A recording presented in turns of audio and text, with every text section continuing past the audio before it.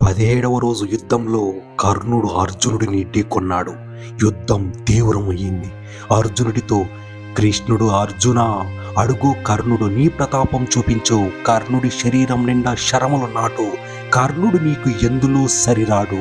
అర్జున విజృంభించి కర్ణుడిని వధించు అన్నాడు. కర్ణుడిని కూడా కౌరవ వీరులు ఉత్సాహపరుస్తున్నారు. కర్ణ, ఇన్నాళ్ళు అడవులలో మృగముల మాదిరి తిరిగి ఇప్పుడు యుద్ధానికి వచ్చారు. నువ్వు అర్జునుడిని చంపితే మిగిలిన పాండవులు తిరిగి అడవులకు పోతారు. సుయోధనుడు కురు సామ్రాజ్యాధిపతి అవుతాడు. నీ శక్తిని అంతా ఉపయోగించి కర్ణుడిని చంపు. కర్ణుడు అర్జునుడి శరీరంలో 10 బాణములు నాటాడు. అర్జునుడు కర్ణుడి శరీరంలో 18 బాణములు నాటాడు. కర్ణుడు అర్జునుడి మీద 9 పదునైన బాణములు ప్రయోగించాడు. అతడు కృష్ణుడిని కూడా వదలలేదు. అది చూసిన అర్జునుడు తన బాణములతో కర్ణుడిని రక్తం కారేలా కొట్టాడు. కర్ణుడు కోపించి కృష్ణార్జునులను పదునైన బాణములతో గాయపరిచాడు. అర్జునుడు కర్ణుడి సారథి అశ్వములను కొట్టి కర్ణుడి మీద ఆగ్నేయాస్త్రం ప్రయోగించాడు. కర్ణుడు వారుణాస్త్ర ప్రయోగంతో దానిని నిర్వీర్యం చేశాడు.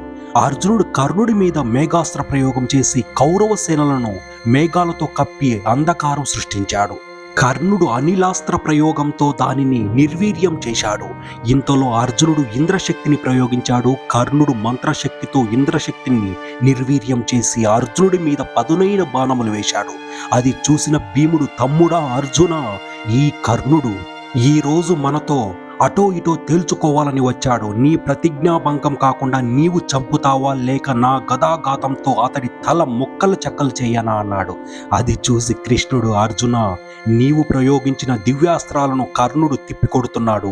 పైగా నిన్ను తీవ్రంగా తన బాణములతో గాయపరుస్తున్నాడు. నీ పరిస్థితి కౌరవ సేనల్లో ఉత్సాహాన్ని, పాండవ సేనల్లో నిరుత్సాహాన్ని కలిగిస్తుంది. కారణం తెలియక ఉంది.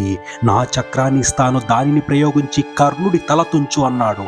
అర్జునుడు, కృష్ణ, అంత పని వద్దులే, నేను కర్ణుడి మీద బ్రహ్మాస్త్రాన్ని ప్రయోగిస్తాను అని బ్రహ్మాస్త్రాన్ని సంధించాడు. అది కర్ణుడి మీదకు వేగంగా రాసాగింది. కర్ణుడు బెదరక నిశ్చలంగా నిలబడి తన మంత్రశక్తితో దానిని నిర్వీర్యం చేసి కృష్ణార్జునులను తన బాణములతో గాయపరిచాడు.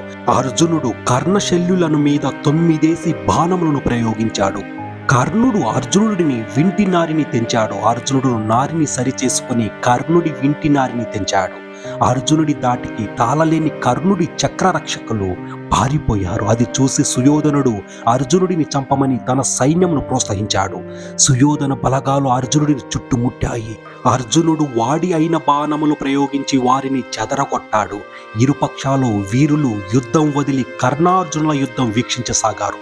సుయోధనుడు, యోధుల్లారా, కర్ణుడు అత్యంత పరాక్రమంతో పోరాడుతుండగా మీరు చూస్తూ ఉండటం భావ్యమా? పోయి కర్ణుడికి సాయపడండి అన్నాడు. ఆ మాటలకు రోషపడి కౌరవ వీరులు అర్జునుడిని ఎదుర్కొన్నారు. అర్జునుడు పదునైన బాణములు వేసి వారి కేతములు, రథములు, ధనస్సులను విరిచి అశ్వములను పంపాడు. ముందుకు పోతే అర్జునుడు చంపుతున్నాడు, వెనక్కు పోతే సుయోధనుడు హెచ్చరిస్తున్నాడు. కౌరవ వీరులు అయోమయ అవస్థకు లోనయ్యారు. కర్ణుడు తన వద్ద ఉన్న సర్పముఖాస్త్రాన్ని బయటకు తీశాడు. ఆ అస్త్రానికి అధిపతి తక్షకుని కొడుకైన అశ్వసేనుడు. దానిని అర్జునుడిని పంపడానికి దాచి ఉంచాడు. ఇప్పుడు దానిని తీసి సంధించాడు. అర్జునుడి కంఠానికి గురిపెట్టాడు. కానీ గురి కొంచెం కిందకు ఉండటం గమనించిన శల్యుడు, కర్ణ, నీ గురి తప్పుతుంది, అర్జునుడి కంఠానికి సూటిగా గురిపెట్టు అన్నాడు. తన గురిని ఆక్షేపించిన శల్యుని మీద ఆగ్రహించిన కర్ణుడు, శల్య, నా గురి ఆక్షేపించే అర్హత నీకు లేదు, చూస్తూ ఉండు, ఈ అస్త్రధాటికి అర్జునుడి తల తెగి నేల మీద పడుతుంది అంటూ సర్పముఖాస్త్రాన్ని ప్రయోగించాడు. తమ వంక నిప్పులు కక్కుతూ వస్తున్న అస్త్రాన్ని చూసి కృష్ణుడు తన బలమంతా ఉపయోగించి రథమును భూమిలోకి 5 అంగుళాలు కూరుకుపోయేలా తొక్కాడు. అర్జునుడి కంఠానికి గురిపెట్టిన అస్త్రము గురి తప్పి అర్జునుడి తల మీదగా దూసుకుపోతూ కిరీటాన్ని ఎగరగొట్టింది. ఆ కిరీటాన్ని బ్రహ్మదేవుడు దేవేంద్రునికి బహుకరించాడు. దేవేంద్రుడు నివాత కవచమును సంహరించిన సమయంలో అర్జునుడికి బహుకరించాడు.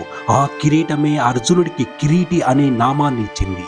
ఇప్పుడు అది నాగాస్త్ర ప్రభావానికి ధ్వంసమయ్యింది. అర్జునుడు వెంటనే తెల్లని పాగాను కిరీటంలా చుట్టుకున్నాడు. అర్జునుడి కిరీటమును నేలపడేసిన అస్త్రము తిరిగి అర్జునుడి వైపు దూసుకువస్తుంది. అది చూసిన అర్జునుడు, ఈ నాగాస్త్రం ఎవరు, ఇది నన్ను ఎందుకు తరుముతుంది అన్నాడు కృష్ణుడు. అర్జున, అప్పుడే మరిచావా? ఖాండవ వనదహన సమయంలో నీవు అశ్వసేన అనే నాగకన్య తన తల్లిని రక్షించుకుపోతున్న సమయంలో నీవు ఆ నాగకన్యను చంపావు. ఆమె తరువాత తక్షకుడి కుమారుడు అశ్వసేనుడికి జన్మించి నిన్ను చంపడానికి కర్ణుడి వద్ద నాగముఖాస్త్రంగా పూజలందుకుంటూ ఉంది. ఇప్పుడు నీవు నీ దివ్యాస్త్రాలతో ఆ నాగకన్యను సంహరించు అన్నాడు. వెంటనే అర్జునుడు అశ్వసేనుడిని సంహరించి నాగాస్త్రాన్ని ముక్కలు చేసి కర్ణుడి శరీరం మీద 12 బాణాలు వేశాడు. తాను ప్రయోగించిన నాగాస్త్రం కృష్ణుడి కారణాన గురి తప్పిందని తెలుసుకుని కర్ణుడు 13 బాణాలను కృష్ణుడి మీద, 100 బాణాలను అర్జునుడి మీద ప్రయోగించాడు. అర్జునుడు ఒకే బాణంతో కర్ణుడి కుండలములు కొట్టాడు. కర్ణుడు బెదరక అర్జునుడి మీద శరవర్షం కురిపించసాగాడు. కర్ణుడి శరములు మధ్యలోనే తుంచివేస్తున్నాడు అర్జునుడు. కర్ణుడి శరీరం రక్తసిక్తమయ్యింది. సూర్యుడు అస్తమించే సమయము ఆసన్నమయ్యింది. అప్పుడు యమధర్మరాజు అక్కడకు వచ్చి అదృశ్య రూపంలో ఉండి ఆకాశం నుండి ఇప్పుడు కర్ణుడి రథం భూమిలోకి కుంగిపోతుంది, కర్ణుడికి ఇప్పుడు అవసాన సమయం ఆసన్నమైంది అన్నాడు. అది విన్న కర్ణుడు ధైర్యమును వీడక భార్గవాస్త్రాన్ని స్మరించాడు. కానీ అతడికి అప్పుడది గుర్తుకు రాలేదు. పరశురామ శాపం పనిచేయడం మొదలైంది అని తెలుసుకున్నాడు కర్ణుడు. కర్ణుడు మనసులో, నేను ధర్మపరుడిని, ధర్మం నన్ను రక్షిస్తుంది అనుకున్నాను, కానీ అది అసత్యమైంది అనుకున్నాడు. అర్జునుడు కర్ణుడి మీద శరములు గుప్పిస్తున్నాడు. కర్ణుడు తన బహుబలాన్ని నమ్ముకున్నాడు.